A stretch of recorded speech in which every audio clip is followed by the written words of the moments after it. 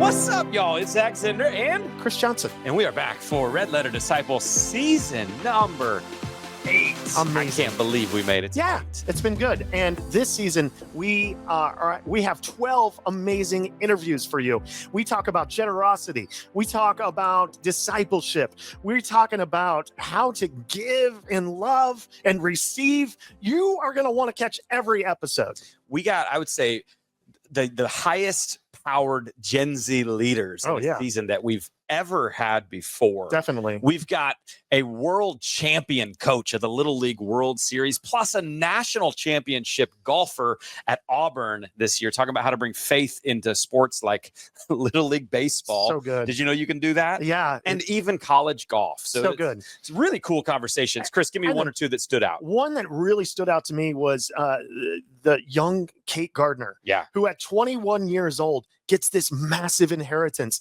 And then she talks about kind of the burden of stewarding that money well at 21, something I wouldn't have done at age 21.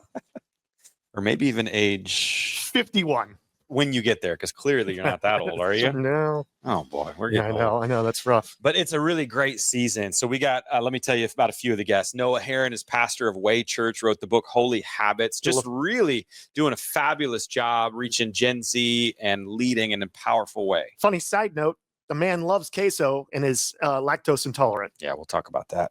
Chad Bird is on. We got a couple of his books. One of my favorite with his is Limping with God. It's an Old Testament guide to messy discipleship. I'm a follow Jesus, like old New Testament discipleship guy. So we talk a lot about how the Old Testament can actually teach us discipleship. But that was a lot of fun. He's got like his PhD and all these degrees in like Old Testament studies, but he breaks it down so simplistically for slow people like me. And he drove trucks with a CDL license for 13 years. And that's how he started writing. Exactly. Crazy. In those years. So really powerful story. And as you said, Chris, we've got so much around generosity this season. We've got someone like Kate Gardner here to tell her story of how to use generational inheritance wealth. Drew Formsma, who founded Generous Family and the Generous Kids Book Club. Which is cool because he actually starts talking to kids like at young ages about how to be generous, not only with money that they might not have at that point, but their time and how to share. And it's just, I wish these would have been around when my kids were little. And he did it at like age 20. I know. He founded this company. It's amazing.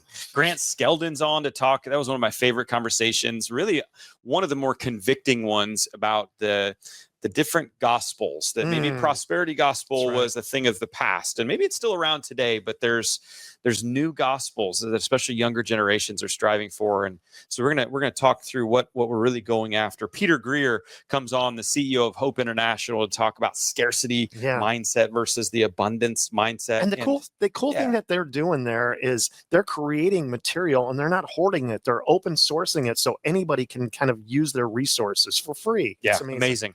So many pastors on this season helping you, the pastor, be the greatest, not only disciple you can be, but making greater disciples in your church and in your city. And so it's going to be a fabulous season. We just got done filming all 12 of them, and they're going to be starting to come into you on February 4th. Yeah. Look out for that first one, and then every single Tuesday after that. Yeah. Chris, we're back. If they wanted to follow along, what would they do? Well, you could go anywhere that you get your podcast. And what we need you to do, we're going to be going up to episode 99. So we've been doing this for a while. If you've been listening to it, please, wherever you listen to podcasts, go and hit that like button. Leave us a review so more people can find out more about the Red Letter Disciple. That's right. We want to help you and all the people in your churches be the greatest disciple of Jesus that you can possibly be. And so come on in for season 8. Here we go, February 4th. Let's do this. Do it.